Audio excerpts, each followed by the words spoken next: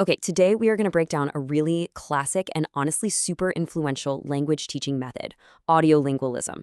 We're going to dig into what it is, where it came from, and what its legacy looks like in classrooms today. So here's the game plan. We'll kick things off with the what and the why, and then we'll jump into its core principles. After that, we'll take a peek inside a typical classroom to see how it all works before, wrapping things up by looking at its complicated legacy. All right, let's get right into the audiolingual method, or ALM for short. To really get it, you can't just look at a dry definition. Nope, we have to go back to its roots, which, believe it or not, are deeply tied to world history and conflict. So the main idea here is pretty simple. You learn a language the same way you learn to ride a bike. You don't study the physics of it, right? You just practice and repeat until it's second nature. The whole goal is to make speaking completely automatic, to build that muscle memory for your mouth so you can fire off perfect responses on pure instinct.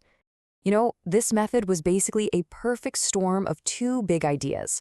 First up, you have behaviorist psychology, which gave ALM its how.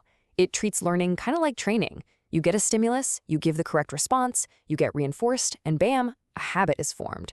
The second idea, structuralist linguistics, gave it the what, the basic sentence patterns of a language. This stuff was perfect for drilling into soldiers and diplomats who needed to learn fast during World War II and the Cold War. So how does all that theory actually get translated into rules for the classroom? Well, these guiding principles really dictate the entire experience for everybody involved, teacher and student alike. What you end up with is a really structured, teacher-led environment. The focus is almost totally on speaking and listening, and the teacher is supposed to be this perfect model that everyone imitates. And get this, in this system, making a mistake isn't seen as a learning opportunity. It's a bad habit that has to be stamped out immediately.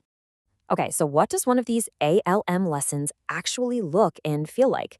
What are the students and the teacher actually doing from moment to moment? The whole thing really boils down to two main activities: memorizing dialogues and practicing sentence patterns through drills. So first, students mimic and memorize a short conversation. Then the teacher yanks sentence patterns out of that dialogue and just drills them relentlessly until they become totally automatic. And this page here from an old textbook is great because it shows you just how many different kinds of drills they use to build those habits. It wasn't just, repeat after me. Teachers used inflection drills, like changing I buy a book to I bought a book, and even more complicated replacement drills, which we're about to see. And this is a perfect illustration of one of those drills. It's a substitution drill. See how it works? The teacher gives a model sentence, then just a single cue word, like spoon, and the students have to slot it into that original pattern. The pace is really fast, and the entire goal is just instant, perfect production. No hesitation. The whole process was just incredibly controlled. And to make sure students only ever heard perfect pronunciation, technology actually played a massive role. The language lab, that was the hallmark of ALM. Students would sit in these little booths, listen to native speaker recordings on tape, and drill patterns over and over again, making sure they were always imitating a perfect, consistent model. All right, let's wrap this up by actually evaluating the method. I mean, it's definitely fallen out of favor as a complete system, but you still see its techniques floating around. So what were its actual strengths and weaknesses? So on the bright side, ALM was fantastic for getting your pronunciation down and building confidence with set phrases. But the downsides, they were pretty big. For one, its whole foundation, behaviorism, was challenged by linguists like Noam Chomsky. He argued that language is a creative, cognitive thing, not just a bunch of drilled habits. And that really explains the biggest failure of ALM.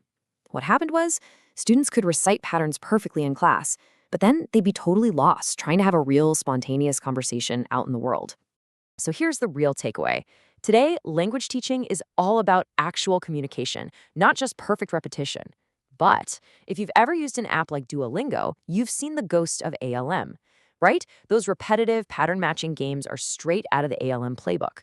So the big question for us today is, in an age of communication, is there still a place for that kind of brute force habit formation? For mastering a really tricky piece of grammar or just nailing down pronunciation?